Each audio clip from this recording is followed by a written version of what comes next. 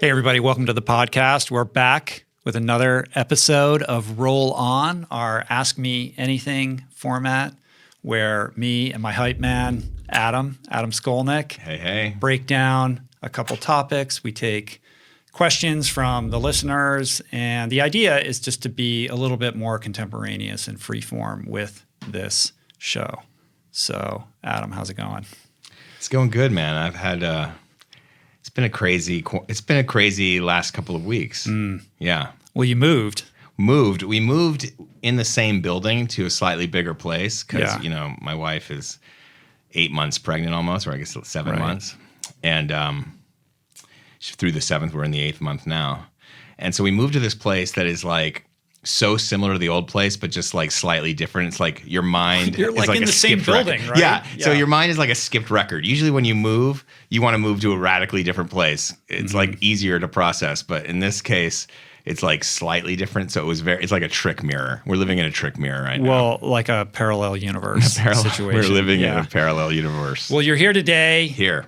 We're going to break it down. Before we get into it, I did want to make a couple big announcements I'm very excited about. I have been hard at work for the last several weeks trying to put the finishing touches on a new book. It's been a while since we put a book out, so super excited about it. It's called Voicing Change, and essentially it's a beautiful coffee table art book that contains timeless wisdom from the podcast with layouts and excerpts from some of my favorite guests over the years, accompanied by beautiful photographs. And I'm so excited about it, super proud. How many of this interviews? Project. We're trying to figure out right now how many. Like we have more, of course, like I can't put everybody in. Right. And this will probably be the first in what will be a number of volumes because we've kind of got this down and we could put one out potentially every year. So this is just to be considered like the first one. And of course, no matter how well I try to curate it, I'm sure I'll leave somebody's favorite guest out or whatever. But right now, I think we have about 50 excerpts in there with some essays that a few people have contributed, and it's going to be great. We don't have an official release date yet, but we're looking at around Thanksgiving time, hopefully, depending upon printers and all of that. So, and you're self-publishing this one, right? We are self-publishing this one, yeah. Congrats, man. And it's looking really beautiful. Can't wait to share more about it. But this is been the first writing- time that I've said anything on the podcast about it. But that's what I've been basically spending most of my time doing lately. Yeah, you said you've been writing like 10 hours a day or like holed up into the in the office. Yeah, but the problem is that I spent the better part of the quarantine being a complete dilettante until the deadline was just so overwhelming that I was put into a situation where I had to drop everything that I was doing and only write. And for whatever reason, I don't know what it is, man. Like it took that deadline and the fear of not having it done to get my ass in gear and get this thing finished. That's what deadlines do, right? I know. I wish I could be the person who just works on it 2 hours a day. But how long has it been since you've been like writing that intensively? Like a long time. The last book that I did was Finding Ultra. It was 8 years ago. Right. I rewrote it a couple of years ago, but still, that wasn't like creating a book out of whole cloth.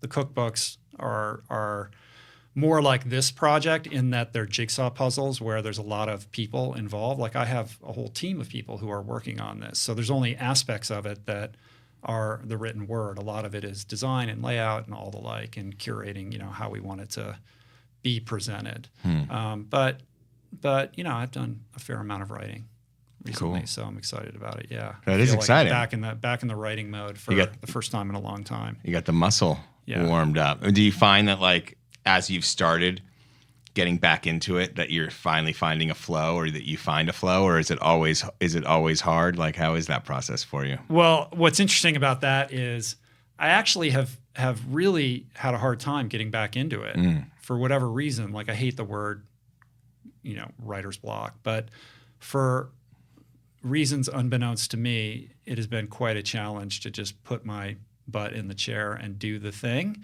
in a way that I haven't experienced before in my life.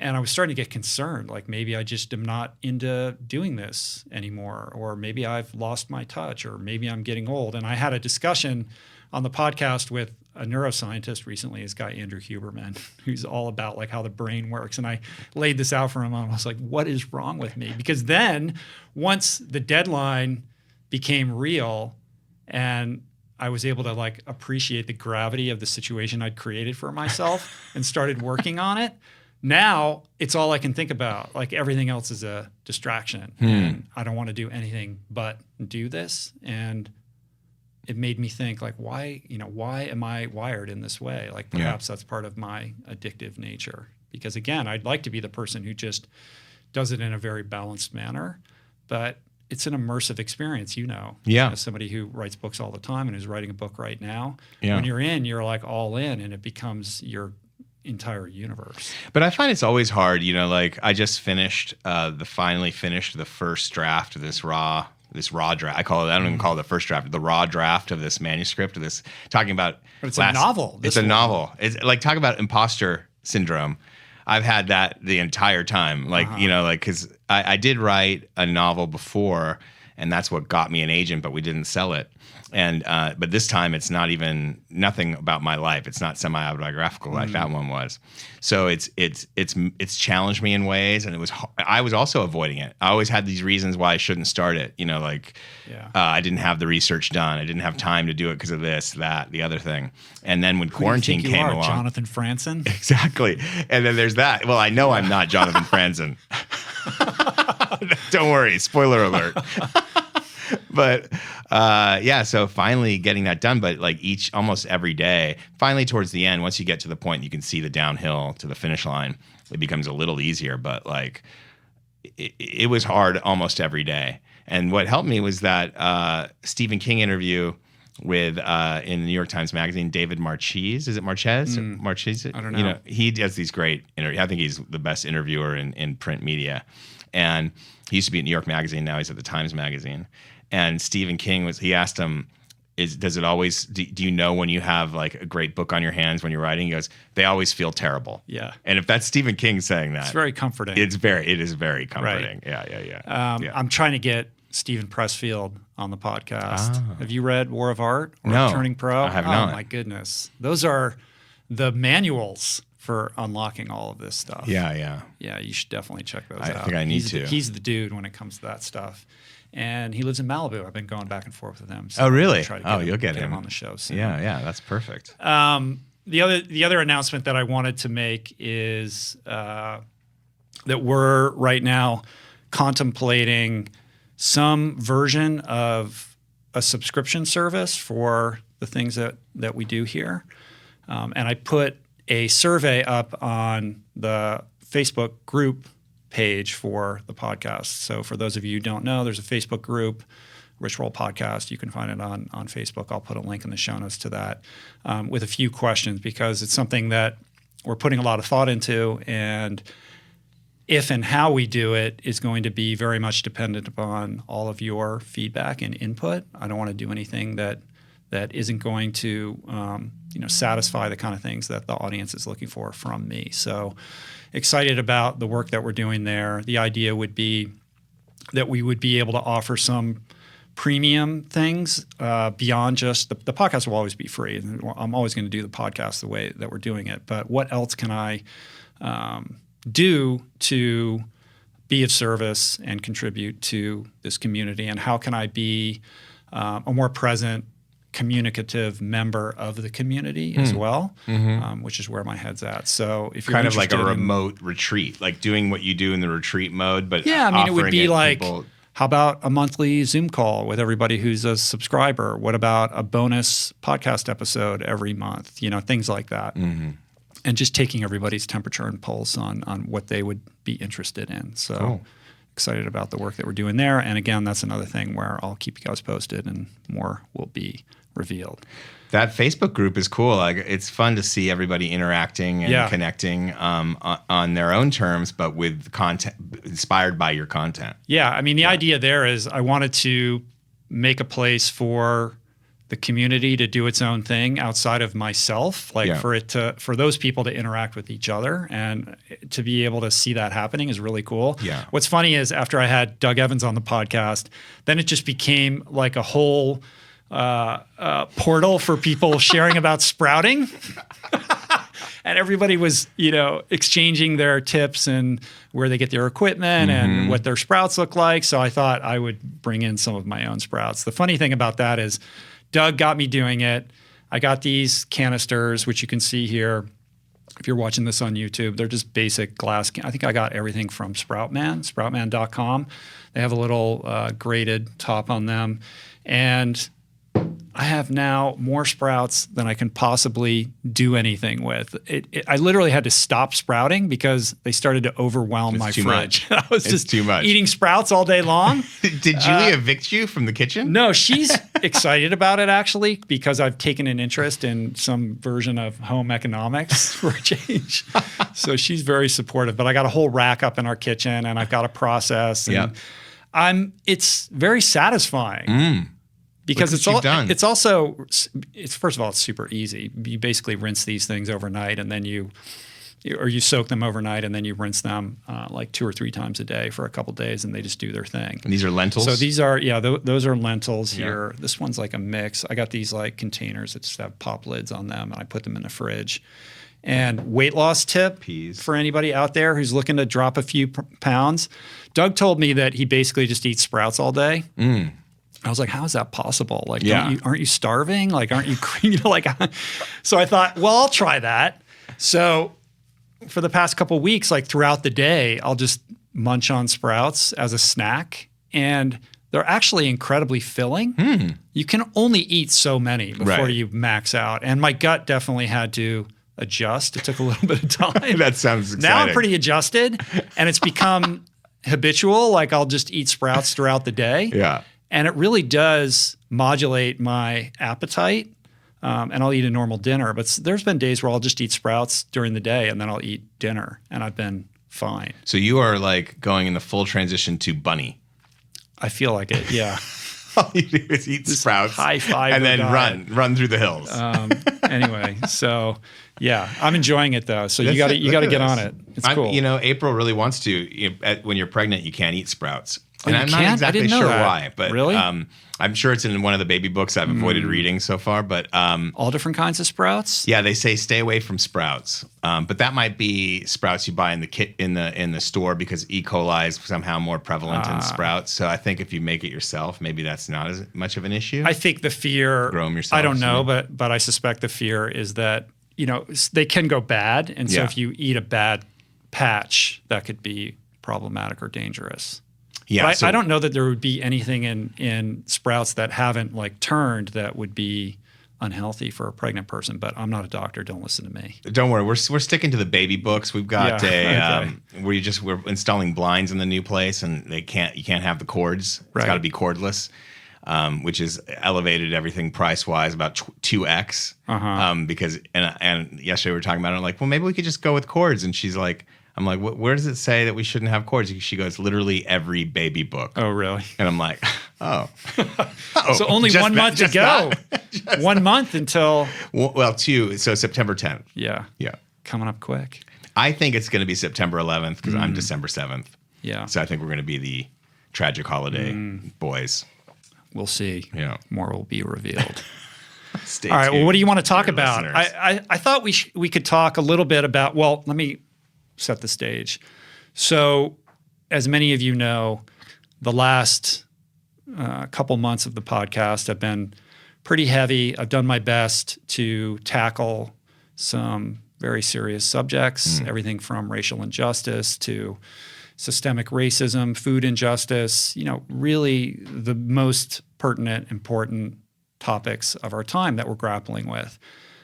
We have a bit of a respite this week. I put up Kevin Smith and his daughter, Harley Quinn Smith. Super delightful, fun conversation. But I've been spending a lot of time kind of reflecting on, how to best communicate and advocate in this space with the understanding that it's so fraught. And because we put these podcasts up on YouTube, you see the comments and you get a sense of what's landing for people and what isn't. Not that YouTube comments are a reliable source of constructive feedback, but I do know that for a lot of people, it's been challenging in terms of how to communicate publicly in the most effective way around these issues. And there's a lot of fear from certain people who don't want to get it wrong, don't want to misstep, don't want to offend. And the result of that has been to retreat from the conversation altogether. Which doesn't help. No. Right. And you've decided, obviously, against that from the beginning. You were very clear that you wanted to address the situation from the beginning. What do you think is the inspiration to retreat from it? What are people, besides just fear? Is it the idea of being canceled or like somehow being called out?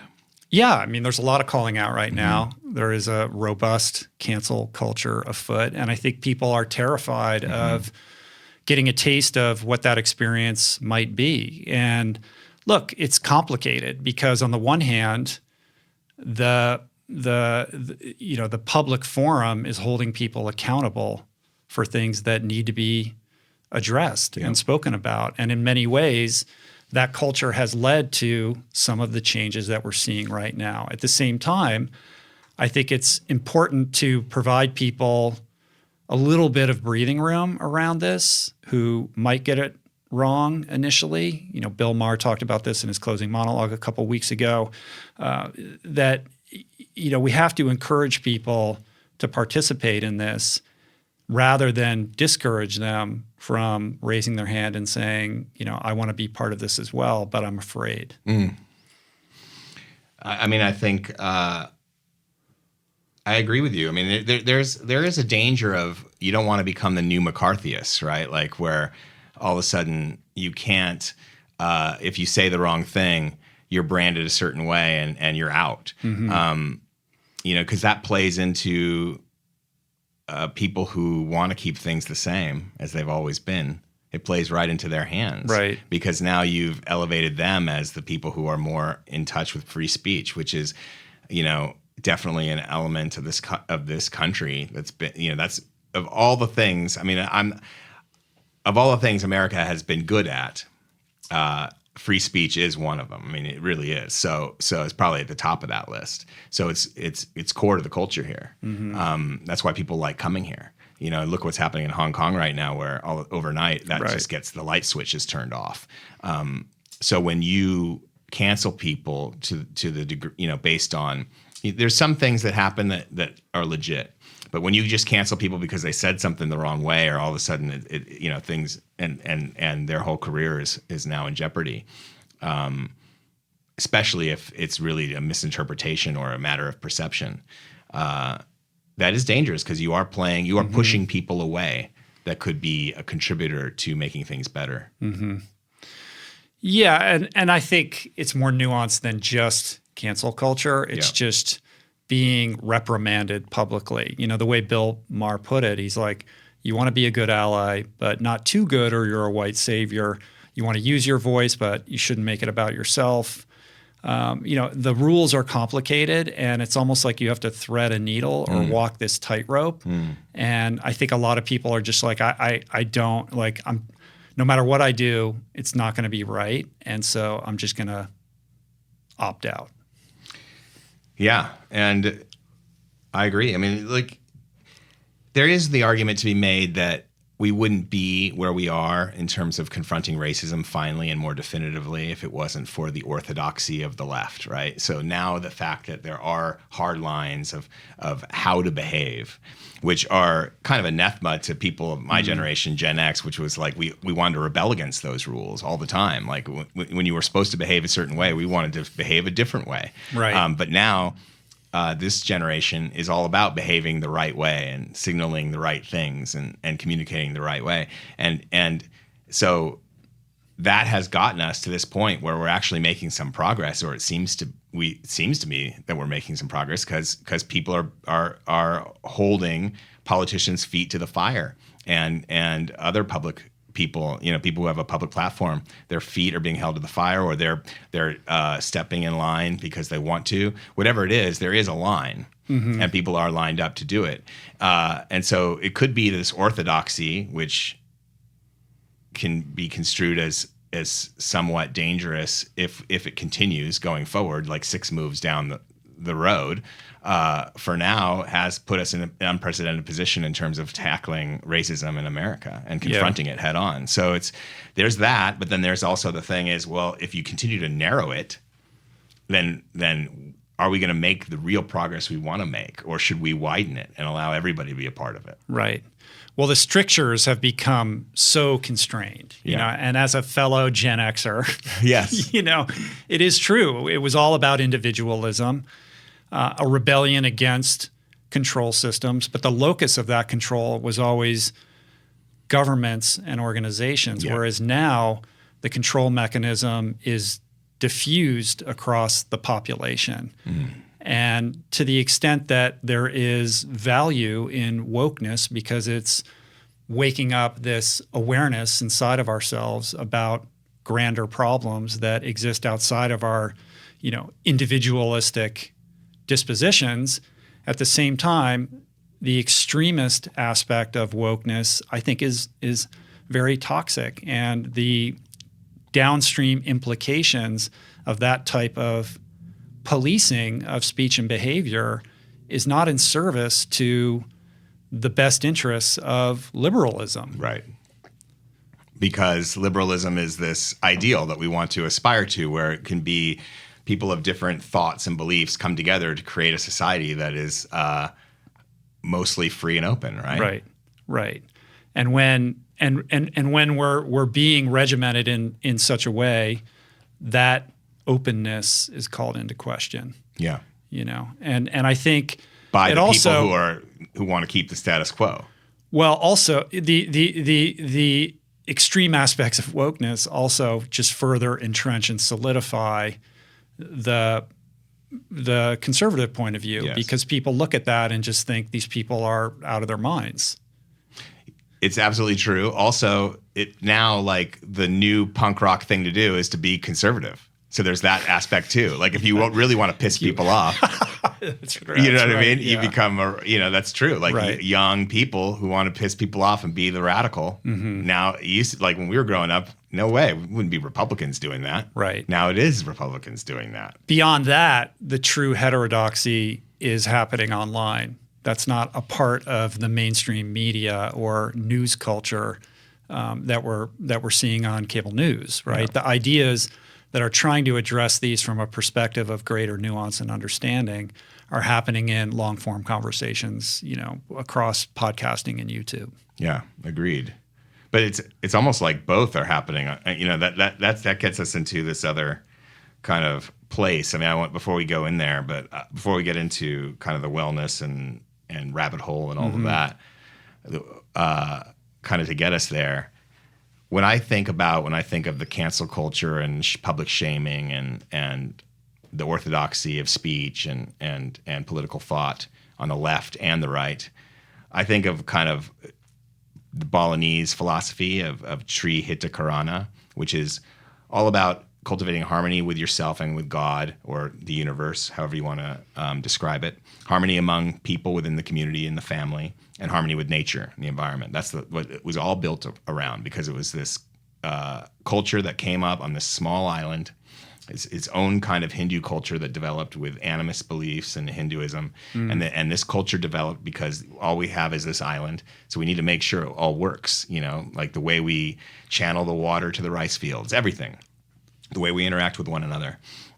We are now in this place where we want to eradicate and destroy. And I understand why, it's because people have felt that their lives are in jeopardy, that they're being eradicated or not heard and attempted to destroy. But shouldn't the aspiration be harmony? And within Balinese worldview is this idea that you can't destroy the dark thing, the evil thing. It can never be destroyed. The best you can do is cultivate enough light that you have a balance. And that's what you can do. And that's not just within society, that's within yourself, because we all have kind of these dark thoughts, right? I mean, that's just part of the human condition. And so they do it through meditation and through rituals that are performed on a daily basis, and then within a village and within island wide. But it's something that I think about. I've been thinking about that this week.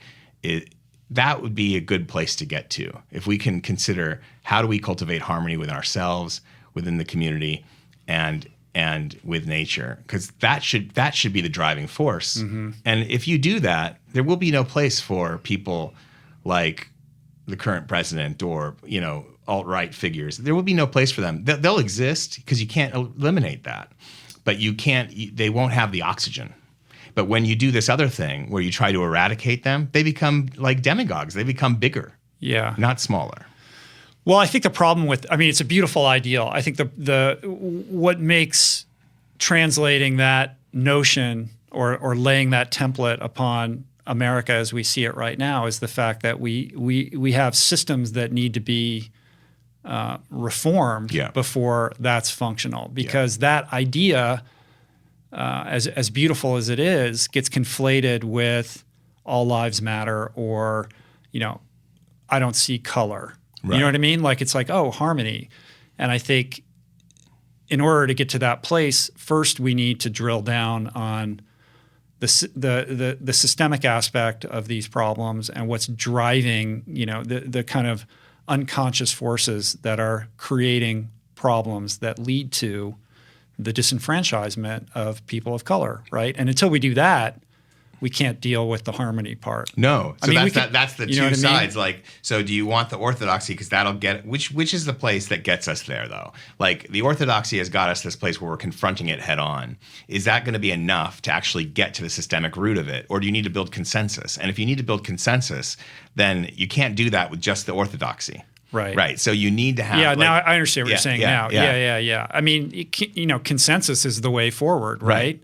But right now we're creating demagogues. Yeah. And my fear is that this polarization is only going to escalate, and that really is driving a rift that makes this problem all the more difficult to solve. Right. And if you come across, I mean, I'm with the conversation of systemic change, and we need to get there, but. If what drives us towards getting there is this idea of we have to live in harmony because we do all live here, like, and we need a unity of purpose. We need a unity of purpose. So it's not so much trying to culturally appropriate the Balinese worldview and put it here. It's this guiding light, kind of like this idea that there is something to be learned from all these different cultures that have cultivated something that does seem to work for people and for community. Yeah. Not that it's an ideal place, but it's something to think about, like a philosophy to think about, and how can that be applied here? Yeah.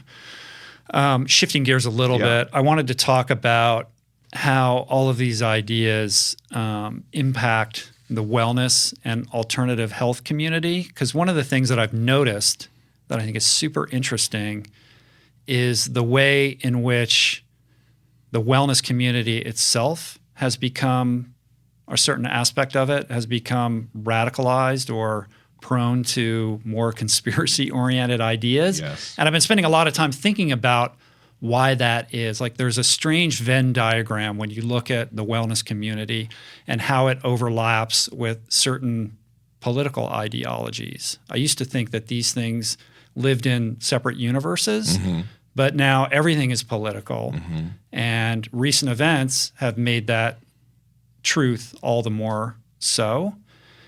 And in thinking about it, the conclusion that I'm arriving at is that I think at its origins, the wellness movement, if there is such a thing, grew out of the roots of alternative health ideologies. And those notions are the result of people attempting to take better control of their own health trajectories, and also a healthy distrust of the medical establishment. Like, don't just go to your doctor and get a prescription. Like, here are some other things that you could potentially do that might make you a healthier human being. And over time, I think that bred a healthy distrust of certain institutions that perhaps don't have the best interests of Right. individuals and the patients, and I think that's good. And now that seems to have metastasized in ways that are potentially unhealthy.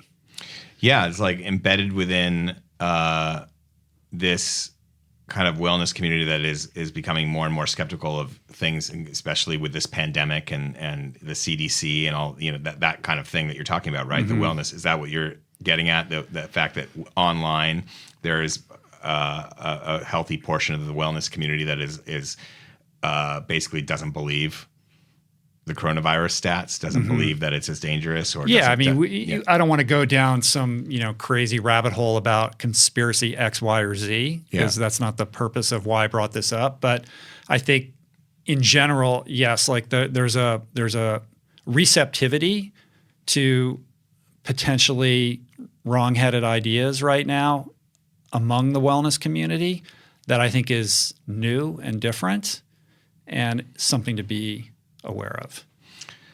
I think that it's because they've been, all of this stuff that we are seeing now, fake news, whether it be from the health side or just general fake political news or whatever it is, that only works because there was a period of time when we were lied to and blatantly misled by the FBI, by government institutions, by Dow Chemical, whatever it is. I don't know if you saw the movie Dark Waters about the whole Teflon situation with, I think it was DuPont, actually, that Mark Ruffalo movie. I haven't seen it yet, but I'm familiar with the case. Yeah. So, I mean, there is this root that is kind of was toxic to people. Yeah, and there's a healthy distrust that comes with that, whether it's a chemical company or a pharmaceutical company or an oil company. And so this is all a result of that. Like in the 50s when Village Voice was founded, and then all these alt weeklies in the 60s kind of, which was heavily tied in with wellness stuff. Some of them were very much connected. Kind of they popped up all across the country, these alt weeklies, and became a movement. And that was because the mainstream media wasn't to be trusted. They were kind of spinning the party line. That's not, so that hasn't changed. That distrust of these institutions never left. Now it's just changed shape and form and into a much more powerful force, which is digital media and social media. Yeah. It is weird that everything is political now. Yeah. There used to be politics and everything else, but now there's nothing that isn't part and parcel of a political discussion. It is weird. And I don't know whether that's good or bad, but I feel like it's not bringing us together. No. I think it's serving to really create distance between ourselves and our fellow man. It's dissonant. Yeah. No question. And I don't know what the way forward is. I'm a free speech proponent. Yeah. But I think there's also a responsibility that comes with having a platform. And I spend a lot of time thinking about what are the kind of conversations I want to have, who are the kind of people that I want sitting across from me. And it's not just anybody. Like I put thought into that because people are paying attention, they're listening, they're watching.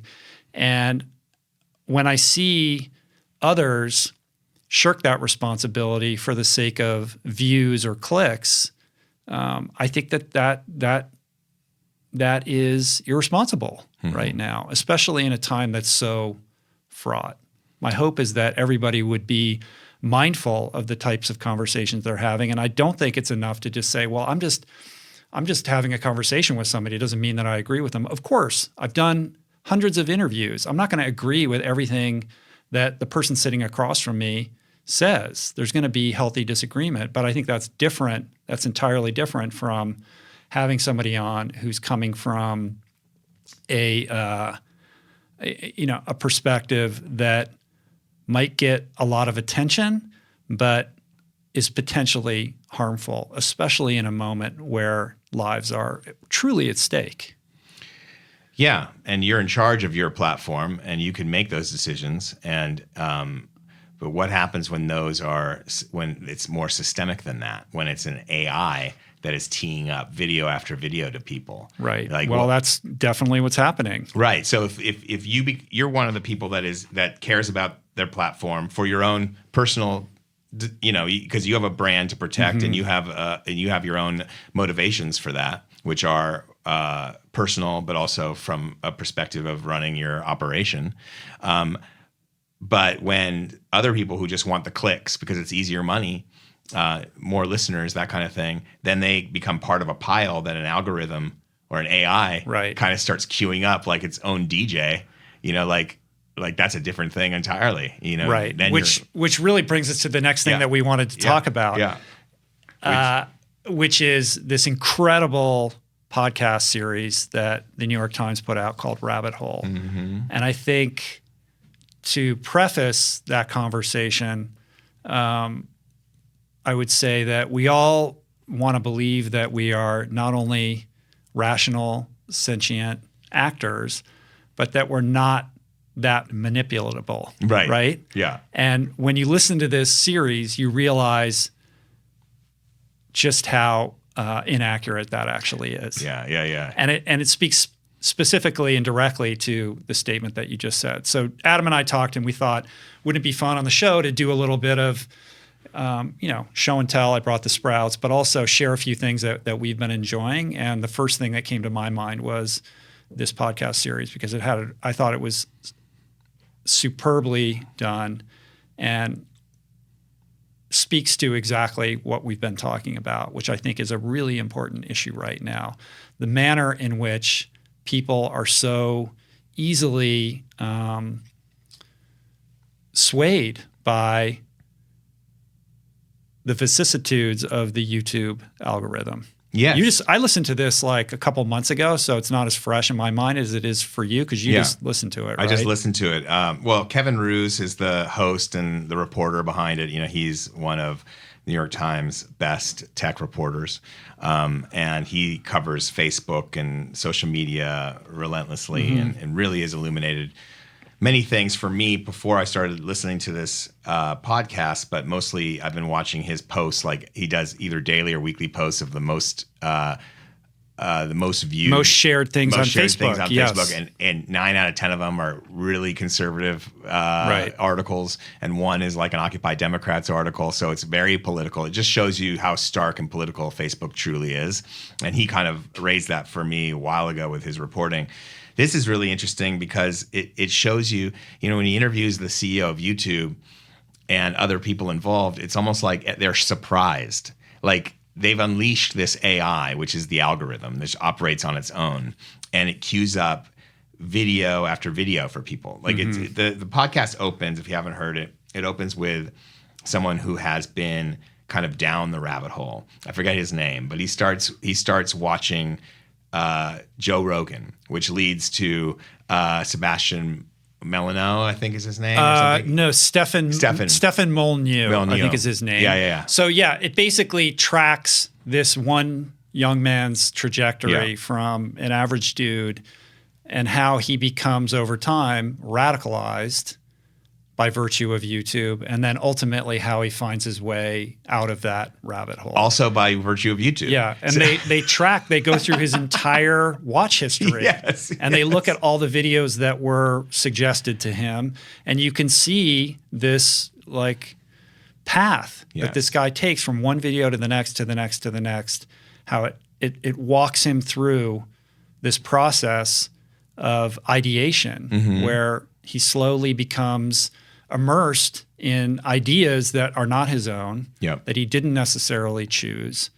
And by virtue of that suggested column on the right-hand side of YouTube, he ends up watching, and how incredibly influential all of that became for that young man. Because they spend hours, he spent hours watching this stuff. And that's the other thing is you keep hearing, and there's at the end of it, there's a story about Pizzagate, and an older YouTube addict, I guess you could call it, or devotee, who literally was going through a hard time in her life, and basically YouTube was the one comfort she had, and she would just watch hours of it in a row.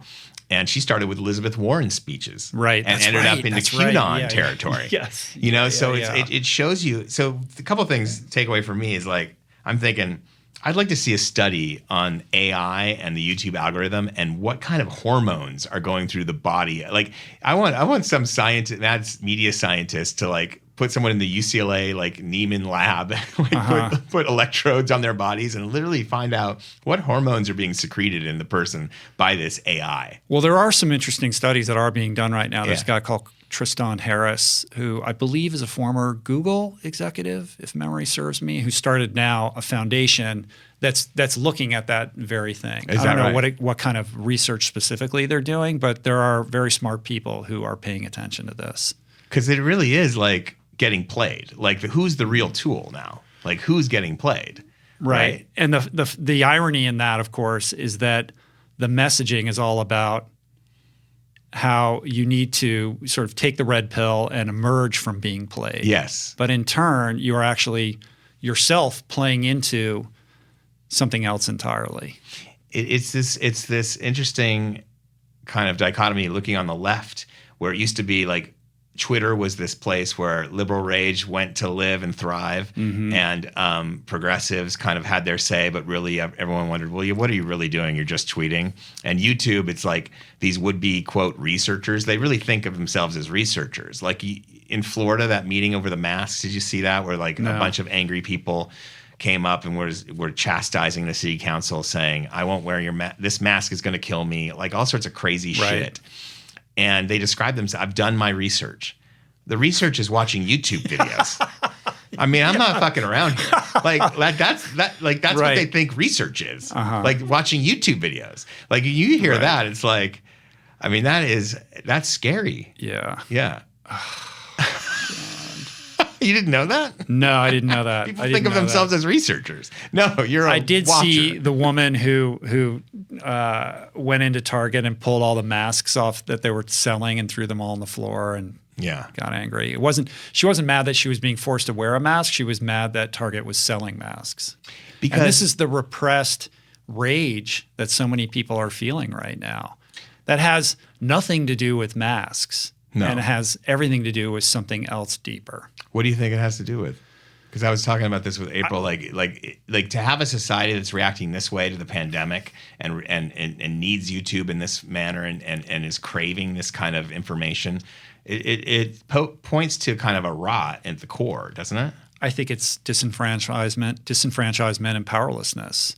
Like what would motivate you to go into a Target and like knock down a display case of products on it unless something was fundamentally broken inside of you? And I think people feel like they don't have a voice and their lives are neutered in such a way that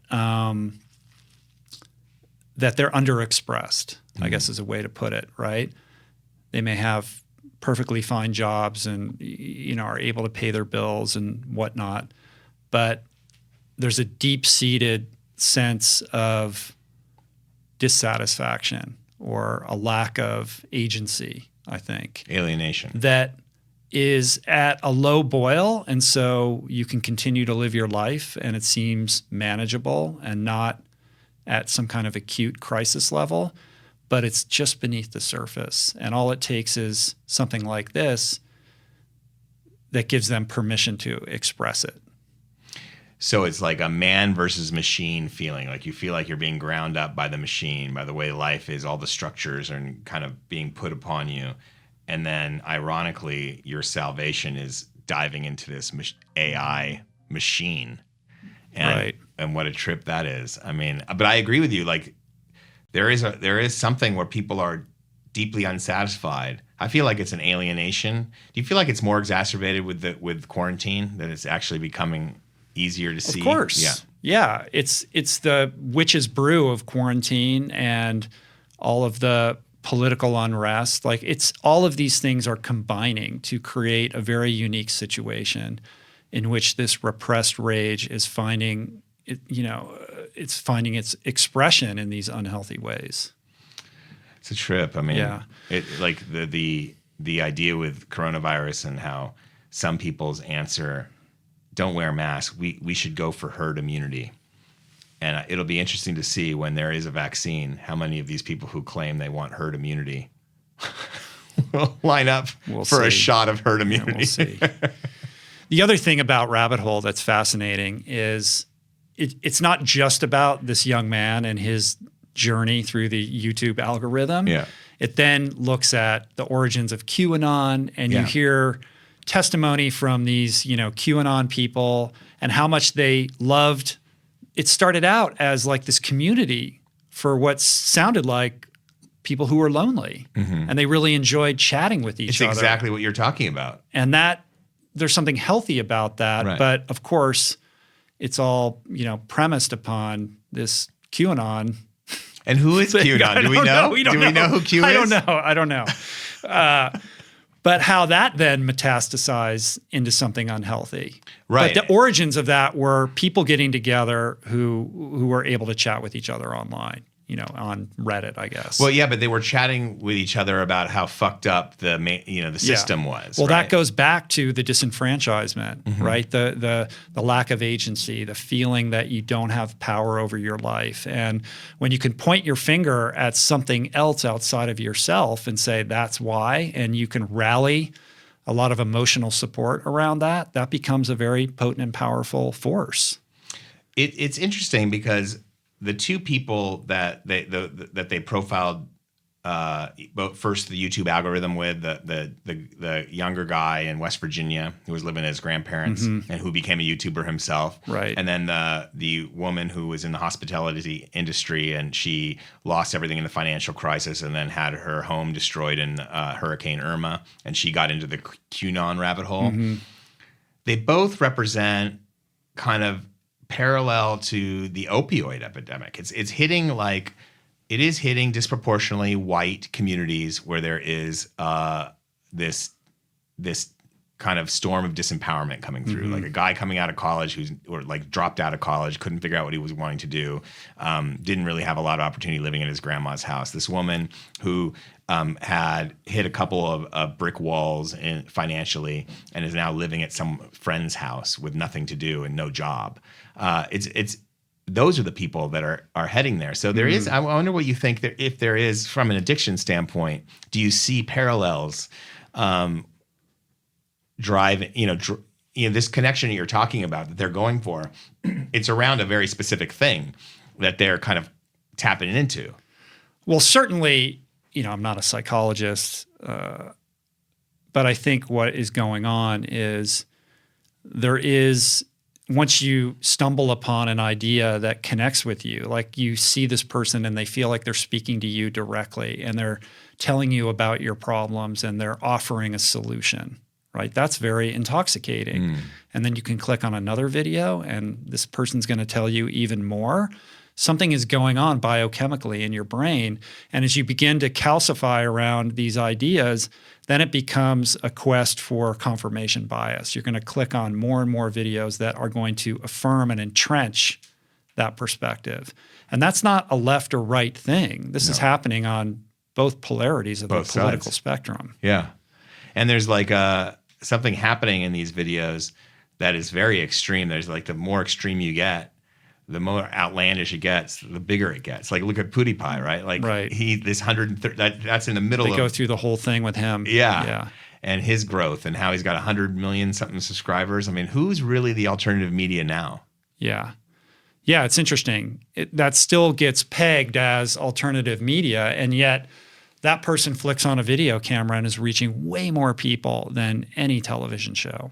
The New York Times has 4 million subscribers. He's got 130 million.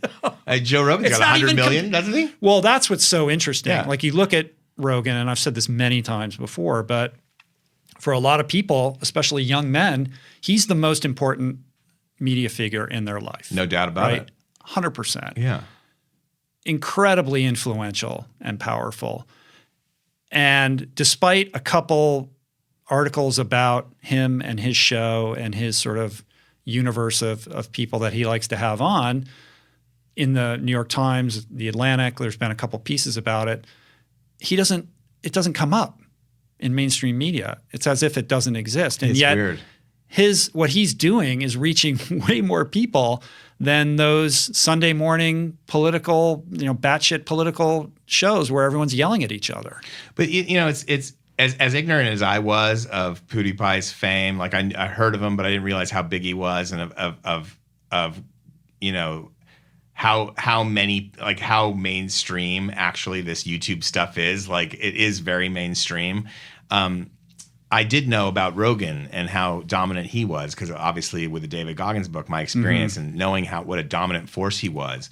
But when Bernie Sanders went on there, he was killed on Twitter on the left for like going on Joe Rogan's show, which I thought that was insane. That was insane, because if you know anything, you know that's the perfect place for him to go. You know, like if you want to win, recruit people who are potentially Trump supporters to switch sides, you get Joe Rogan to endorse your candidate. Yes. That was the greatest thing that ever happened. And the fact that the left railed against that, I think, shines a light on it, really elucidates the systemic problems with the left at the moment. Also, the lack of understanding of who's actually in charge, who's powerful in media right now. Like, there's a lack of understanding. Like, my lack of understanding was not realizing, PewDiePie and all this crazy, QAnon and all. I really, until I listened to this, I didn't really fully understand the depth of it.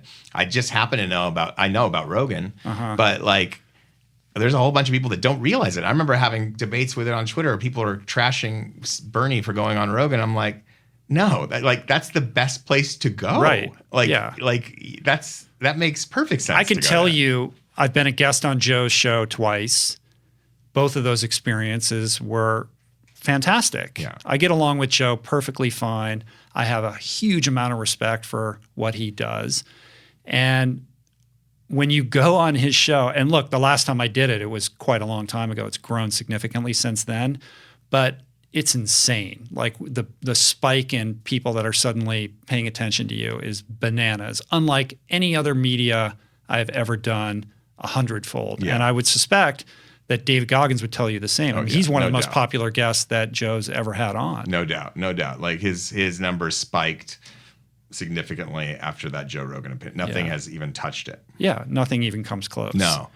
It's incredibly powerful. And people now, I think, are more increasingly aware that at least it exists, but I still think they're woefully underappreciating the heft and the power that program holds at the moment. Agreed. And the good thing about his program, which doesn't get, I don't think, a lot of mainstream ink either, is that he's actually very smart. Yeah. So he's the kind of person you actually want to have in that position. And he's very cagey in that he will say, look, I'm just a dummy, don't listen to me. But he's very good at what he does. And I can tell you that as somebody who's sat across from him for 6 hours talking to him. There you go. So did you want to get into where the QAnon went, or do you want to get into cosmic ping pong, or not really? No, I think we'll save that for another time. we have one more. Could monopolize hours of conversation, and I don't want to do that, lightly. No, yeah, but you could take a highlight, and then all of a sudden that could be in the QAnon queue on YouTube, and think of all the viewers you'll get. I'm not doing this for clickbait, man. I think. I will say this, and then let's move on. And that is that these are not academic problems. These are actual issues that have real-world ramifications. And there is no more example that illustrates that better than what happened at Cosmic Pizza. Yeah. When that gunman showed up, convinced that there was a child sex ring going on in the basement of this pizza parlor in Washington, D.C., and he, in his own mind, was well-intentioned. He thought children were being harmed because of the way that he had been radicalized online. And what you just said there shows how we should approach this. Like, it's empathetic, and that's how Kevin Ruse approaches it in this series. And it also is that YouTube video I referenced, and I'll send you the link because you should see this. This woman who everyone online was calling crazy, and look at her and haha, what a joke she is for railing at this city council. Kevin put that up and said, these issues, this is very mainstream. It's not fringe. Literally 100 million people could feel like I don't forget what his words were, but like what she is saying is not fringe. And that's the problem, right? What she is saying is actually mainstream, just like we're talking about. What is mainstream? And the solution, which is what Kevin did such a good job of portraying, the solution is that we have to understand what's going on with these people that would lead to this kind of wrong-headed thinking, right? Like, this is a person who was vulnerable for these reasons. And until we address the situation that creates that vulnerability, this is only going to get worse. Well, I think that's a good way to kind of segue into how to feed the soul in these trying times. Yes. And if it's not going to be yoga and meditation, Rich, I think it should be Queer Eye. It should be. That's where our guru. Yeah. I mean, we have a couple choices here. We have Queer Eye and we have Kanye. Let's go to Queer Eye first. These are our chances for redemption here. So we were joking recently. I think I was with you and I just brought it up. That you've been watching it with the family, basically, right? yeah. So throughout quarantine, we have all our kids home. We've been having family dinners. There's a lot that's been really nice about it. And one of the things that we've done, not every night, but like a couple nights a week, like after dinner, we're like, all right, what do you want to watch? And for some reason, we started watching Queer Eye. My relationship with Queer Eye dates back to Queer Eye for the Straight Guy, like the original cast all the way back then. And I'm late to the party here because I've never seen this television show. I think maybe I had a vague notion that they had rebooted it and it existed, but I'd never watched an episode. He'd never watched it. Season 5 got released. Yes. So it's been around for 5 years. I've never seen it. So this is like my big, like, here's what everyone should watch. And everyone's like, yeah, I know. I've been watching that all along. Yeah. But I was really moved by moving. this program. Like from the first episode that I watched, I'm like, okay, it's a makeover show. These dudes, like, who are these guys? Like, they're going to come in, they're going to make these people over. Without fail, every episode of this show that I've watched has been like an emotional roller coaster. That's right. It's so inspiring. Yes. I'm really touched by what these 5 guys the way in which these 5 guys are able to connect with so many different varieties of humanity. And more than that, the way in which they're doing it. I think it's really beautiful. And so over the course of the quarantine, we've watched the entire 5 seasons. I've missed a few nights. You mentioned one episode to me that's one of your favorites. I don't think I've seen it yet. The barbecue ladies. I love this show. It's incredible. I've been on it since it started. So Queer Eye for the Straight Guy, for those who have not seen the original, it was really all about getting straight guys to look better and groom better and live better. And that's what it was about. And they were mostly young. It was an MTV show, I think. I think so, yeah. And at least so originally. It was for young people. Not only do they choose a diverse cast of people who are multi-talented and extremely good on television, and it's an hour long, but it's kind of adds a home improvement element that was like, it flexes out the home improvement hat tip to Bobby. It also Bobby's a genius. By the way, what he's able to do in 5 days in these people's homes is unbelievable. And then we have this is my hat tip to Tan France. Yeah. I'm wearing my Tan France approved shirt. It looks good. I think he would approve. And he would approve your Papa color too, I think. Hey, listen, I started wearing a jacket on this podcast when I started watching Queer Eye. So there you go. But they also chose, like, it's not just men. It's women. It's queer people. It's people who are like even on the gender spectrum. It's real hard cases, like kind of people that you wouldn't expect this group of gay men to go into and help. And it's there was a whole season in the South in Georgia where they're interacting with all kinds of people who, for the most part, a lot of them, I think, really had no meaningful relationships with any gay people in their lives ever before. Yeah. And the compassion and the patience and the fun that they bring into these people's lives is, I think it's... And the love, the self-love. Right. And just... Well, that's the other huge difference between that original version and this one is the self-help empowerment angle that Karamo brings. And they say he's like Karamo culture. He's not culture. This guy is like literally helping these people see their lives with more clarity, identifying the obstacles that they're facing or what's hamstringing them and trying to help them find a better path forward.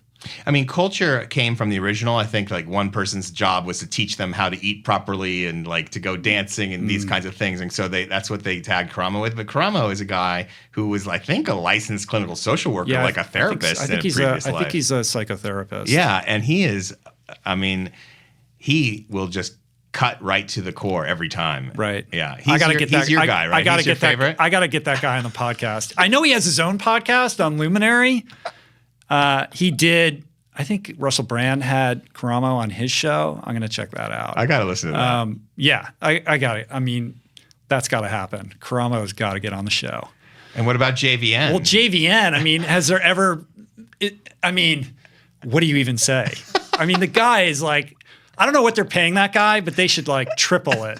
I mean, he's the most fabulous, entertaining, unique human being you're ever going to see on television. Yeah, he's beautiful. He played Carnegie Hall, by the way. Did he? Yeah, you didn't know that? See, I don't know anything about He did like this. a whole like comedy variety show with gymnastics, and he played Carnegie Hall. Like, I saw him do the splits. Did you see him? Well, I knew that he was like a cheerleader in his high school. Did you watch the episode where he went back to his high school and queer-eyed like the woman who was in charge of all those I started programs? watching it, and then I had to Changed work, his and I life? missed it. So that's another one Oh, that you I have to gotta go back that. and watch the whole part of. Oh my God, yeah. that's like JVN. Uh-huh. Yeah, that's the one you I gotta mean, see. that guy is unbelievable. And how he connects with people, like with his childlike nature, it's so warm and inviting. Yeah.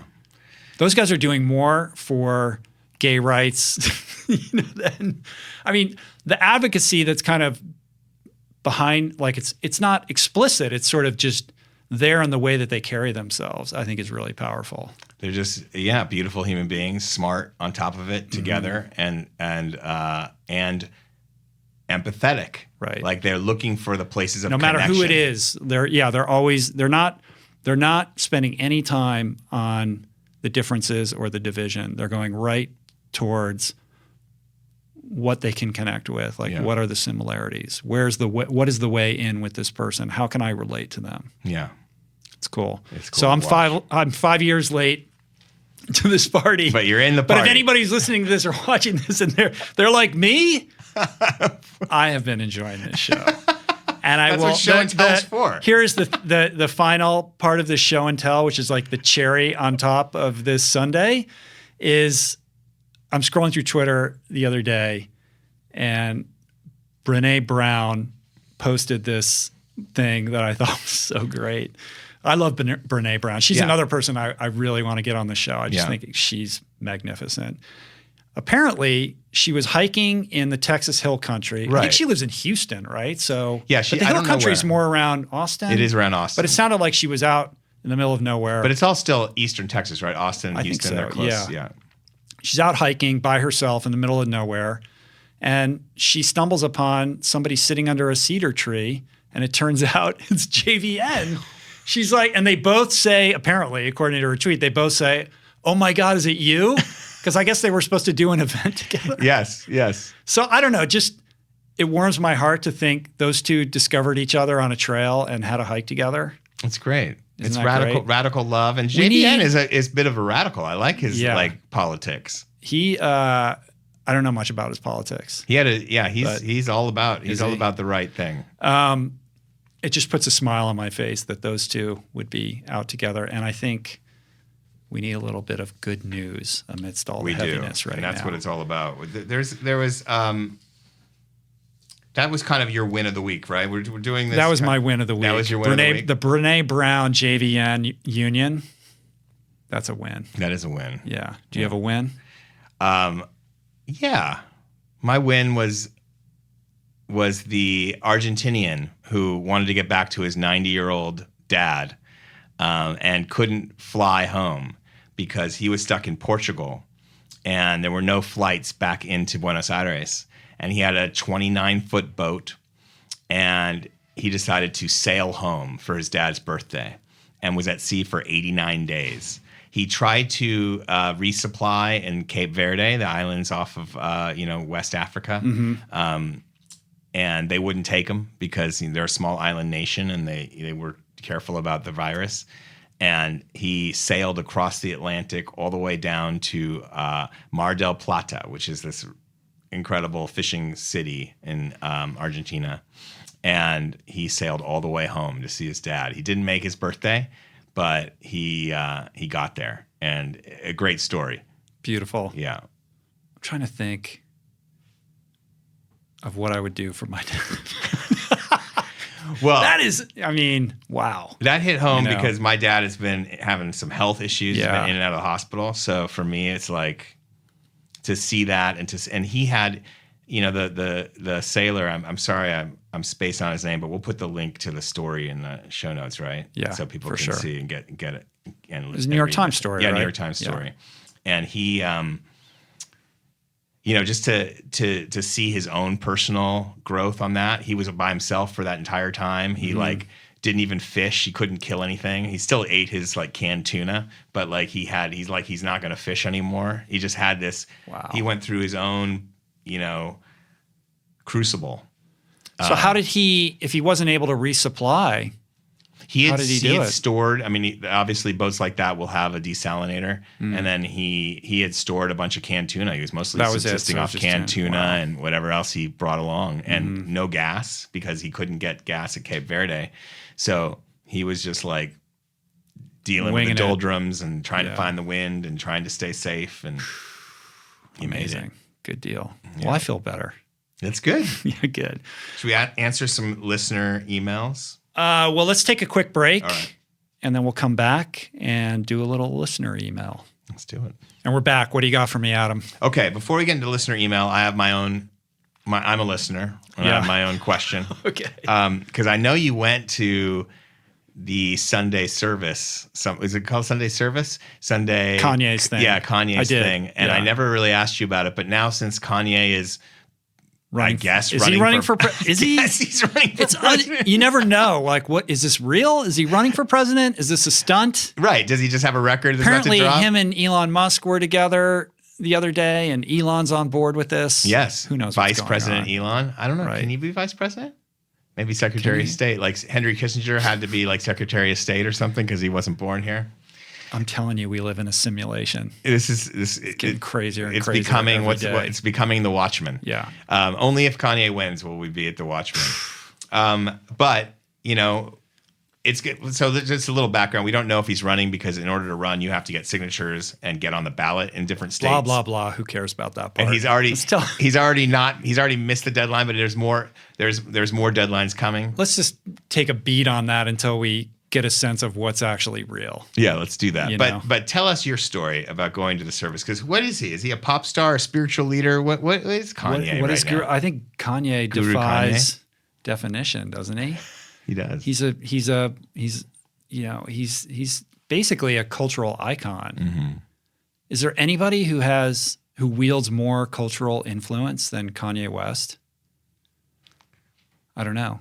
Beyonce, maybe. I don't know. Yeah. Not very many people. It's unbelievable the influence that guy has had, not just on music, but on culture, fashion, a whole variety of subject matters. Maybe his wife, too. And he lives not too far from me.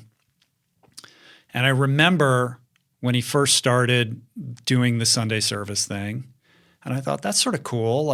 Wow, he's doing, I thought it was in his backyard or something like that. Right. And I was out running on a trail near my house not long after I had heard about that for the first time. And I started to hear gospel music. And I realized, oh my goodness, this is where it's it's happening it was a Sunday morning, and I ran. They had all kinds of security. You couldn't get too close to it, but I could see from a distance, oh, that is the thing. And there were all these people there. And I remember thinking, I got to figure out how to get in on this. I want to get invited. I want to witness this experience. Right. Because this is really interesting and unique. And everyone's dressed in white, right? Everyone's wearing white. There's music happening. It didn't look like there were that many people in attendance, probably just his friends and his family.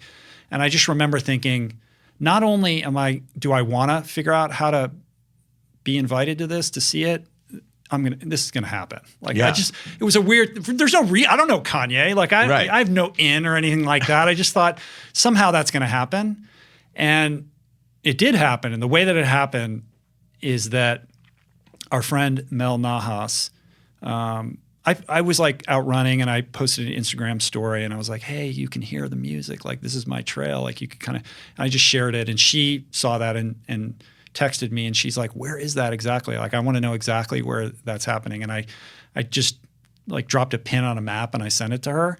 She's like, I'm going to have my birthday party on that little piece, that little mound of dirt out on that trail. I was like, good luck figuring out how to make that happen. Like, how do you even get a permit? Like, who do you even call? And she's like, don't worry about it. Like, she produces all her retreats. She knows, she's amazing. Like, she knows how to figure this stuff out. And sure enough, she knew a park ranger and sorted it out and got the permission to be able to host like an evening dinner party, like out in the middle of this field on on this state-owned nature preserve, basically.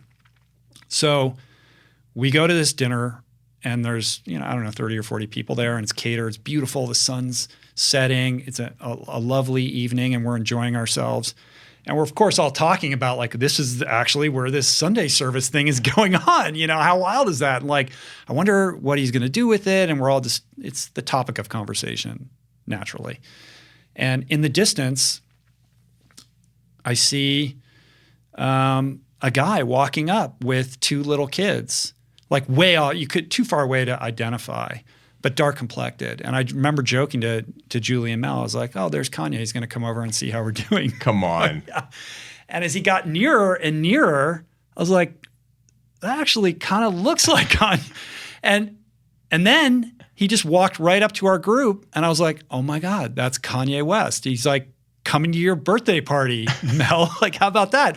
So I was like, come on, we got to go over and talk to him. He was on the other side of where the dinner was happening. So Julie and I walk over and he starts talking to Mel and he's with his daughter and his daughter's friend. And they had just walked up. He lives nearby and he just walked up to he had put these boulders around the perimeter of it and his kids wanted to play, or his daughter wanted to play on that. So he just came up for no reason, just by himself. And he's like, what's going on here? And we explained to him and it was wild. Like, he was like, oh, that's cool. Like, he wanted to know who we were. He was very genuine, grounded, present, gracious, kind. Like, it was a very cool experience to just talk to him. And that was that. And then I was like, all right, we got to ask if we can come to the thing. Right. So I like drop it in. He's like, here's the number of, my assistant or whatever, like she'll hook it up. And then sure enough, like we were able to go the following Sunday. So Julie and I and Mel went to the thing and it was wild. It was. What happens? Does he start with a sermon or is it mostly musical? You would drive up to this like sort of staging parking lot that was still maybe a half mile away from the actual site. And they have all kinds of people in all the white, and then they're like this way and they're kind of guiding you in what direction to go. And then you just congregate in a circle around this. He had built up this mound like in the middle where the choir went up there, all the musicians, where they were performing. And there were probably, I don't know, maybe less than 100 people in attendance to watch. And it had really nothing to do with Kanye. He didn't make himself really a part. He was participating, but it wasn't like the Kanye show. It was all about this choir and these musicians. It was cool. He put the music together though, right? I'm sure he came up with, the whole program. Yeah. But it wasn't like, oh, he's going to get on the mic and he's going to talk. Like, it was none of that. Like, he was very much in the background of the whole thing. No. Nobody really spoke. There was a choir director and there was very little talking. It was really just music. So it's like the old House of Blues, like Sunday brunch with gospel, but without the I don't know. I never went to that, so I don't know what that's like. And it went on for maybe an hour and a half, and it was cool. And that's awesome. That was it. It was really lovely. Great music. And it was wild. Like, I was like, oh, I think that's Brad Pitt over there. No way. Come on. There were definitely some interesting people there, but, and that was it. Like, then, I mean, I don't know. So another thing that was interesting about that is that then I kind of shared a couple of pictures on Instagram about how much I enjoyed that. And, there were a lot of people that gave me shit for that. Because he's polarizing also. Yeah, he's polarizing. He had worn the MAGA hat and the whole thing. Right. And before that, he'd worn the MAGA hat? I think so. Yeah. I think so. And I was just there to experience this creative expression that I thought was kind of an amazing thing. That seems to be what's most important to him is like, right, creative freedom and creative expression. I think there is a courage and a fearlessness in his creative expression because he's constantly iterating, right? He's never stuck in any particular lane. And the minute you try to define him, he pivots and does something completely different. Yeah. And I think there's a lot to be learned from that. And it begins with the way in which he created his music and how that juxtaposing that against current trends in hip hop at the time. Like he's always been an innovator. Mm-hmm. Did you see was it GQ? They did a spread on his like Montana ranch and like all these plans that he has to these architectural plans for what he wants to do with his property. It's like it's wild. Why does every rich guy have a Montana ranch? I don't know. You don't hear of like women with, or maybe Montana it's Wyoming. I'm like Reese Witherspoon doesn't have a Montana ranch. It's always guys with their Montana ranch. I guess. Reese Witherspoon's Montana ranch. I haven't heard of that yet. She probably has a ranch somewhere. All right, so that's the big Kanye story. Make of it what you will. I like the Kanye story. I hope he's not running for president personally. I don't think that would be good for our man Joe. All right, let's get into John Brown's question. It's interesting because it gets to kind of stuff that we were talking about just in terms of personal paralysis and satisfaction or dissatisfaction. I'm 44 with a wife and 3 kids, and I want so badly to take a bold step into the unknown. What advice would you give me if I cornered you at a coffee shop one morning? Hey, John. I'm sympathetic to that question, although I have very few facts to go on here in order to answer this. I think the first thing I would say is why a bold step? Like what's going on in your life right now where you feel compelled to not just make a change, but make a bold change. And I think you need to answer that for yourself first, right? Yeah. Like what's the discontent or the I don't know, what would you call it? Like the lack of groundedness that gives you that kind of anxiousness. Yeah, it sounds like an intense dissatisfaction. Right, yeah, that's what I see in that. Like, why does it have to be bold? So understanding that, I think is the first step to trying to figure out what to do next. You have 3 kids, you have a wife, you're 44. I don't know what your occupation is. I don't know what your satisfaction with your occupation is. I don't know if this bold step that you want to make is professional or personal. So that makes it challenging to answer this. But I think I would presume you're meaning professional. When you have 3 kids and a wife, I would caution you from being too bold. I think that it's romantic, this idea of quitting your job and, sailing to Argentina with cans of tuna in your boat or something like that. I don't think he had a job. I know, but I'm just saying, like, if you're feeling stuck, like you can romanticize these other paths for yourself without fully thinking them through. Yeah. So short of a bold step, my suggestion to you would be, what can you do right now that doesn't require you to burn your life down to the ground, right? Like whether it's a side hustle or just finding something that brings you happiness that you can lend greater expression to your daily life would be the place to start. Just because you have something in your life that's not functioning properly doesn't mean that you have to cast aside everything else and do something super drastic. Yeah. There is a pragmatism to all of this because those bold steps, although sexy, have ramifications for the other people in your life. And of course, you have to think all of that through.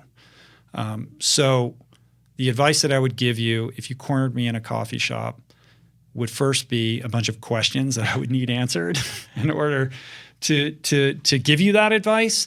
But I think it begins with being intentional about how you're spending your time on a daily basis and having the mindfulness to carve out sections of your day every single day that are just for you, where you can invest in that one thing, that one activity, that one practice that can bring you a little bit more joy and also perhaps be a stepping stone towards that bold step that you can take at a later time.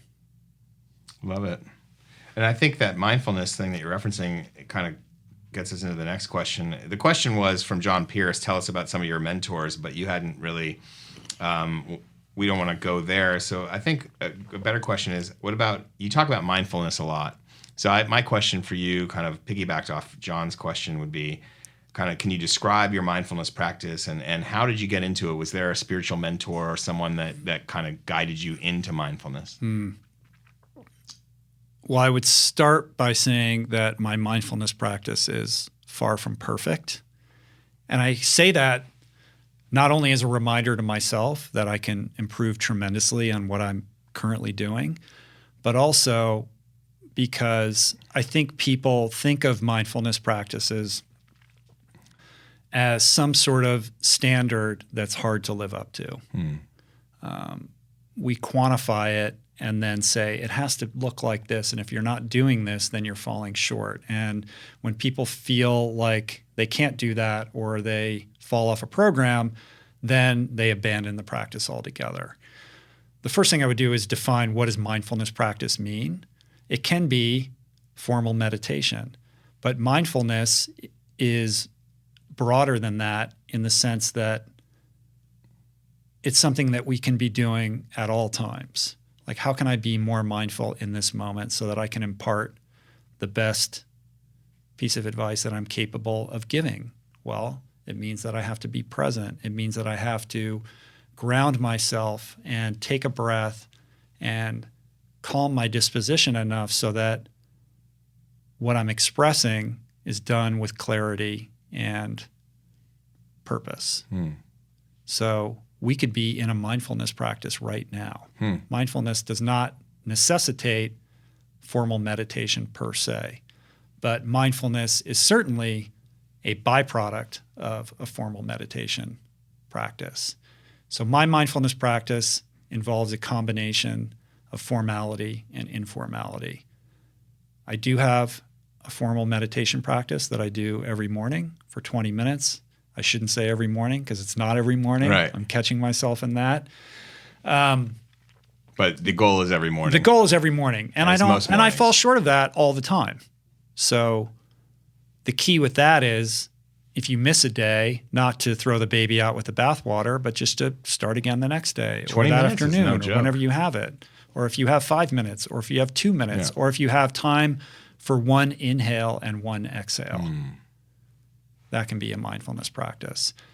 Then it's about a constant process of reminding myself throughout the day to be more present in whatever it is that I'm doing. Left to my own devices, I'm running all kinds of scenarios. Like everybody else, I'm busy. I'm running all kinds of scenarios. I should have said that. Why didn't I call that guy back? I got to do that thing. That person let me down. I owe that person a phone call. This guy was supposed to get back to me and he didn't. You know the drill, right? Yeah. So how can I just let go of that and be present? And often that's with paying attention to my breath and also just that gentle reminder, like, oh, I'm doing that thing. Let's come back to now. Let's come back to now. Let's come back to now. You'd think after a while you wouldn't have to do that anymore.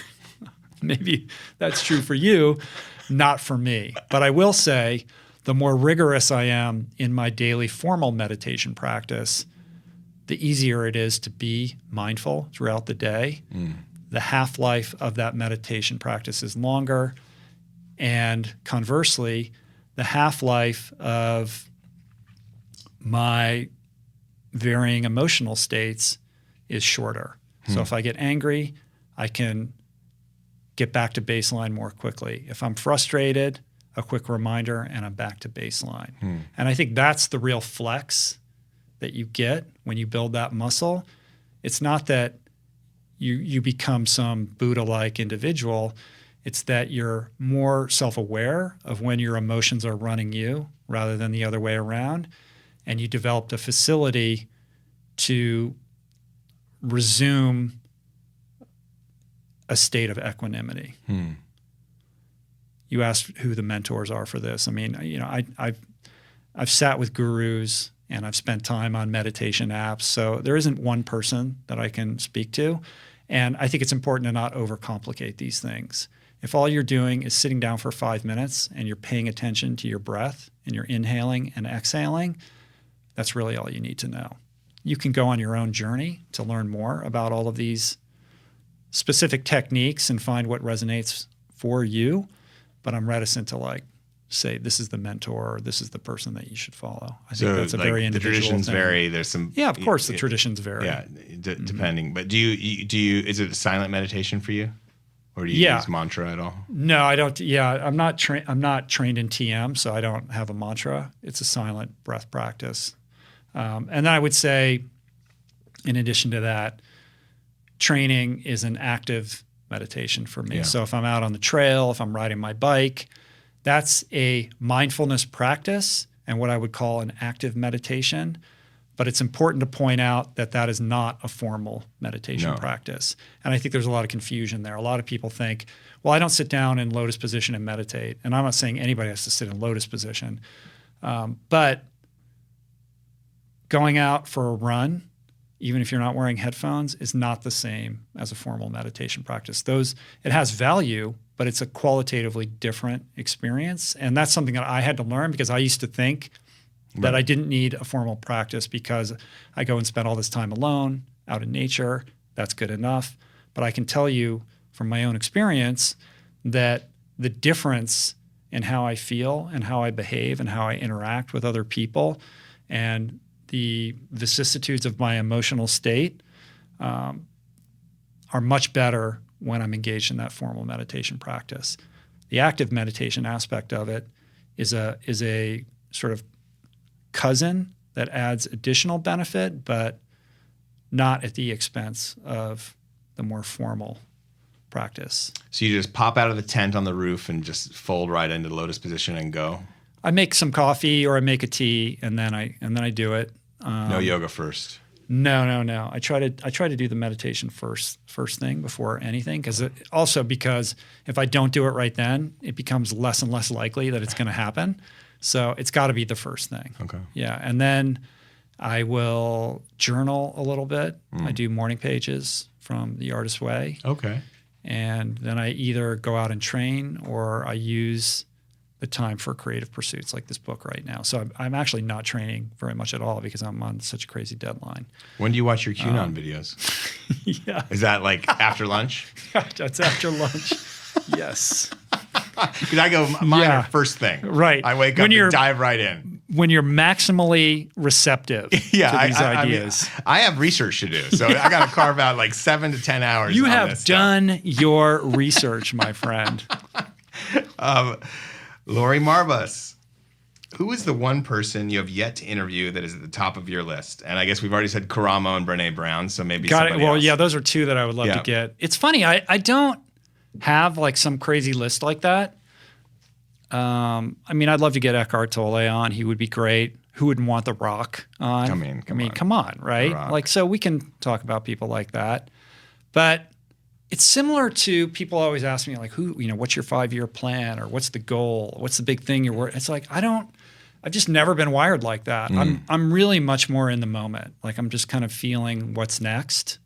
So my line of vision isn't lasered on or rooted in like, I have to get this person. Like I have a spreadsheet open where I just put names on as they pop into my head or somebody like, oh, that would be cool. So I don't forget, but it's not like I'm driving towards any one particular person. I probably should have an answer to that question, but I don't. Nobody. Okay. Yeah. Moving on. We'll see who shows up. I'm trusting in the universe, Adam, to deliver me the best people. But we don't know about that algorithm. No. We're not sure what about that. The internal algorithm in my head that's deciding if you cultivate the algorithm within, it shall be delivered. Anna Nicole. Oh, Anna Nicole. How to find your own purpose. I've been living a very comfortable life up to now, but have really lost motivation to work or take care of responsibilities. Everything is hard because I'm dragging my feet and waiting to the last minute to complete. How does one find their groove again or a sense of purpose when they don't even know what they want? I know it's vague, but it's how it rolls around in my head. I think this one is, the reason I put this in the list is because I know a lot of people are struggling with quarantine. I know you've talked about even your own family and issues that with quarantine, just like how it's challenging for so many people. So I think that would be a good one to kind of in context of the moment we're in now. Well, I think Anna's question is something that everybody can relate to on some level, right? Yeah. We're all looking for greater purpose in our lives, and we're all evaluating how we're living on a day-to-day basis against some standard, imagined or otherwise, of what our life could look like. So it's easy to say, my life's not working, I should have this. Why am I not super excited when I wake up in the morning? When I read this question, I think what's instructive is, first of all, the fact that she says she's living a very comfortable life, right? So there's almost like some guilt, like my life's been comfortable, so I shouldn't complain, right? Like I should just be happy with what I have. Right. But at the same time, if you're dragging your feet, if you're procrastinating, there's something that's perhaps a little bit out of function at the moment. So the first question I would ask is, what isn't working? Like perhaps do an inventory of what's suboptimal and try to set aside that guilt. Like you feel like, it's indulgent for me because I live a comfortable life to make a list of things that aren't working because I'm lucky and I'm grateful to have the job that I have or the apartment that I live in or whatever it is. But if you can be rigorous and objective in that inventory of what's not working optimally, I think that's a starting place. And then the ever elusive question of like, how do you find purpose? How do you get it back? Yeah. How do you, or if you've lost it, how do you get it back? And I wish I could give you a pithy answer of here's how you do it. It's very difficult, right? This is an individual journey that's going to look different for everybody. But I think fundamentally for everybody, it begins with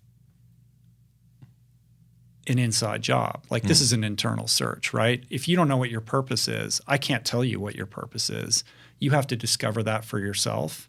And that journey of self-discovery requires you to look inward, also in a rigorous and objective way, to try to figure out what it is about who you are that A, makes you uniquely you, and B, that you feel inspired to uniquely express. And the only way of answering that question or unlocking it is to not only ask yourself those questions, but to begin experimenting, right? Like try these different things. What brings you joy? Yeah. Try to remember that thing when you were a kid that you used to like to do, not because somebody told you to do it, but because you had a natural inclination towards it. As we grow older, we tend to let go of those things, or we shift our perspective on them and decide that they are the purview of a young person. And as a responsible adult, it's no longer okay for you to engage in those things. So the more that you can connect with that inner child, I think, and try to remember what some of those behaviors and activities are and build those back into your life, I think is a good means of connecting with yourself that might lead you to some discoveries around purpose. And I also think that this can be indulgent. So rather than flogging yourself like, what is my purpose and I need a purpose, maybe just go help somebody else out. Yeah. You know, the more that you can get out of your own way and your own self-obsession and just make yourself available to somebody who has less than you. And it doesn't mean that you have to go volunteer at a soup kitchen, although that's perfectly fine. It could be calling up a friend that you haven't talked to in a long time, or somebody that you know is having a hard time, and just letting them know that you're available to them. And I think when you build that into a habit where being of service to other people in a selfless way is a reflex rather than a burden or an obligation, that, in my experience and what I've seen with other people, is probably the best way to set you on a trajectory that's going to connect you with some kind of purpose in your life. I love it. I know for myself, when I'm of service to other people, my problems don't matter or they get smaller. And the truth is, the more selfless you are, first of all, the happier you are. It's very gratifying when you're helping other people. Like it gives your life meaning. So when I say, how do I find purpose? What I hear is like, my life doesn't feel like it has meaning. Well, everybody can build more meaning into their life by helping other people. Right. Your life immediately becomes more meaningful when you're of service to others. How do you get your groove back? Be of service to others. I love that. That's great. Yeah. And experimenting, you can even do on a daily basis. You can't find your purpose, maybe your purpose with a capital P on a daily basis. But like I remember I was in New York with my friend Anthony Demby a long time ago. And I woke up, I was staying with him and he's like, what's your purpose today? Or what's your intention today? And I never do that. I don't wake up with a specific intention. And I felt kind of like simultaneously like, wow, what am I doing wrong? And then also, okay, I decided connection, connect. And later that day, I was on this subway that got stopped in the middle of like the track for 25 minutes. And people were losing their minds because they were busy or whatever. And this guy next to me was like cursing and freaking out. And I, instead of like just getting up and leaving, I started to talk to him because that was an intention. And that's like what you were saying with experimenting. You can start that easy. If you don't know where to volunteer just yet or who to be of service to, you can wake up and give yourself a purpose every morning. What's today's purpose? Yeah, and it can be what I love about that story is if you decided that day your intention was connection and you're stuck on that subway, that just means to engage that dude who's having a hard time on the subway and maybe make his day a little bit better. That's it. Yeah. You know what I mean? Just talked with him and talked through his problem, and that's what we did. Yeah. Yeah. Meanwhile, there was this weird, like 6'5" skinhead that was making like figure eights in the hall, like stomping in his combat boots that you didn't want to look at. That was scary, that guy. All right, man. New York City. Question 5. Brian Tolander asks. What's up, Brian? Here's a subject that may be at the heart of the great divide we are seeing getting wider in America: cognitive dissonance. Two people looking at the same event and walking away with extremely opposite opinions. I'd love to hear your thoughts. Well, this relates directly to what we've already been talking about. Yeah. Listen to Rabbit Hole, and it basically goes down a rabbit hole of how we've arrived at this place. I think there's a broader conversation about confirmation bias and cognitive dissonance, and how the brain works. It is interesting that two different people could watch the same news program and walk away with completely different ideas about it. And then I think the larger problem is how entrenched we become in those ideas, such that when we're presented with a counterfactual narrative, no matter how compelling that narrative, it's irrelevant. It doesn't matter. It's not going to move the needle in terms of how that person is seeing the world, whether it's the Trump voter who can't be talked out of voting for Trump, or the super liberal person who sees the world in a specific way. The idea that you're going to change these people's minds, I think, is we all know how difficult that is, and what is that about, right? And I think it has a lot to do with, again, to bring it back to the beginning of this conversation, disenfranchisement and disempowerment. As human beings, we're hardwired to want to be part of a community, of a tribe. And we align ourselves with various teams, whether it's the Philadelphia Eagles or, the Los Angeles Lakers. Like, look at sports and how we tribalize that. Politics are a close cousin of that. And I think as swaths of the population become progressively more disenfranchised, there's a sense of lack of control. And I think there's an agency that develops when somebody can latch on to a certain tribe and craft an identity around that, right? This is who I am. This is my identity. And you get strength from that, no matter who you are. Like if you're in the Democratic Party, this is who I am. This is what we stand for. This is our values. And I'm going to defend my membership status in this tribe against everything else, no matter what facts that I'm presented with. So then the question becomes, how did we become so susceptible to these silos, these tribes, and why do we cling to them so strongly? And maybe it has something to do with the fact that the connections that we have in our own communities have been fractured. And this is taking the place of that, whether it's the church or the 4-H club or whatever it is that in the 1950s through the 70s people used to do within their respective neighborhoods. A lot of that has gone away, and we've become suburbanized and, cul-de-sacized to such an extent that we no longer have those connections. That fabric that weds us to our local communities doesn't quite exist in the way that it used to. So as human beings, we're finding other ways of doing that. So we are doing it digitally. And maybe because we don't have those in-person tactile bonds, that's why we're holding on so tightly to the identities that we fabricate that are based on ideologies rather than proximity.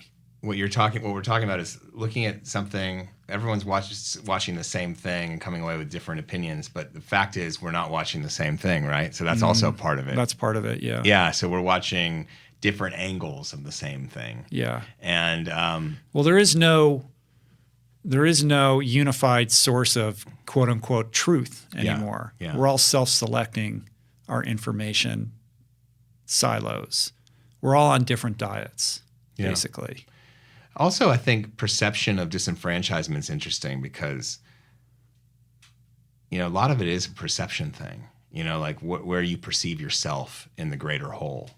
And there's two ways of looking at feeling small in this big world. To me, the healthy view is I'm a small fragment of this great web, and I'm connected to all of it.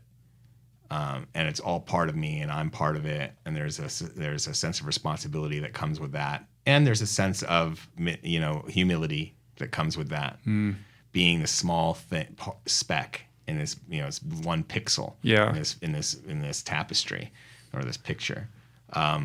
You're just a couple zeros and ones. Yeah, that's in the Matrix. Right? We're just part of the great algorithm. That green stream of like characters that's flowing down. The Shangri-La algorithm. But then the negative view of that is, why do I feel so small and these assholes are such big shots, And like, what is disenfranchisement? Like, if you have a place to live and some food on your plate and you're comfortable and you're warm or whatever, like how disenfranchised should you actually feel? So it's like there's all these moving parts to the modern world now. And it's always been this way. We watched American Beauty the other night because we had to go back to the DVDs because our cable company fumbled the ball on our move. And so we were watching that. And there's a great scene where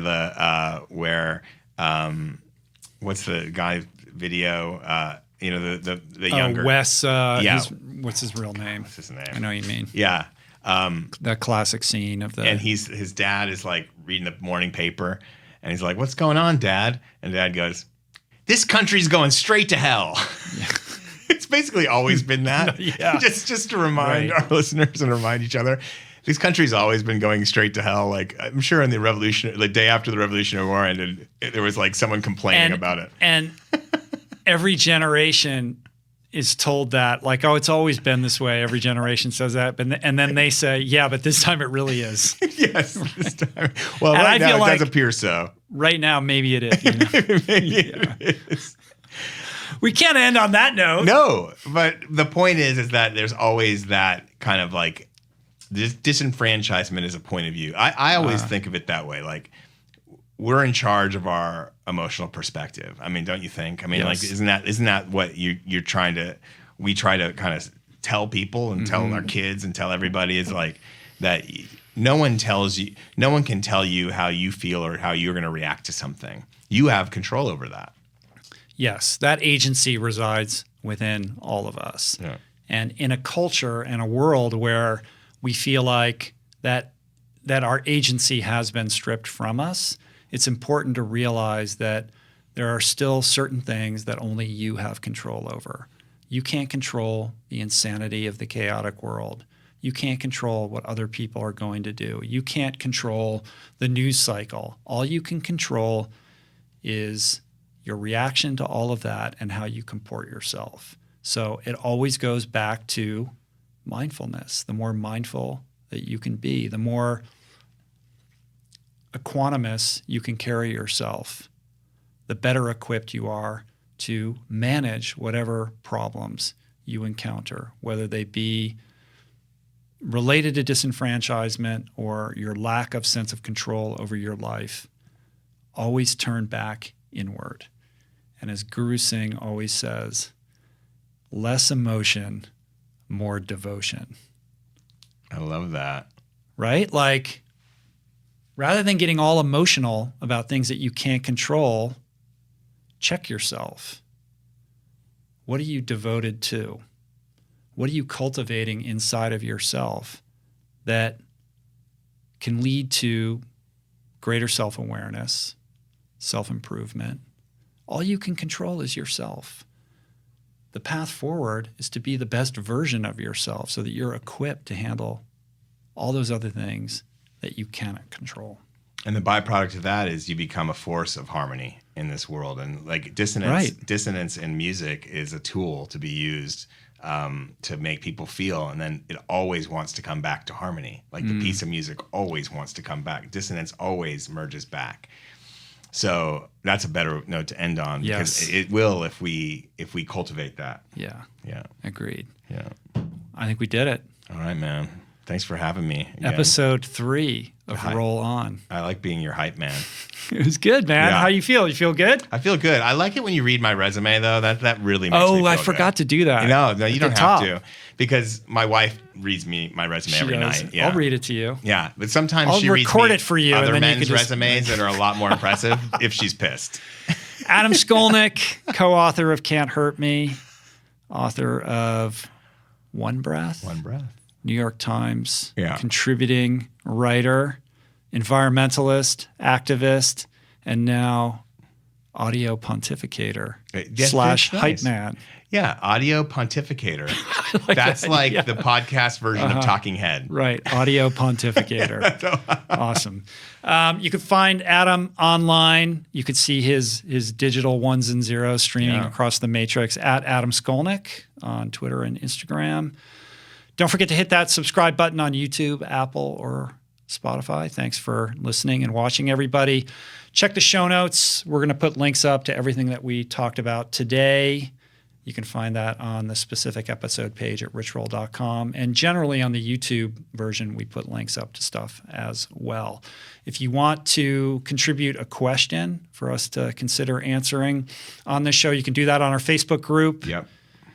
Which is the Rich Roll Podcast on Facebook. I'll put a link up to that as well on YouTube and the show notes. Also, if you join the Facebook group, you can also, it would be great if you could contribute to that survey that we've put up there as well.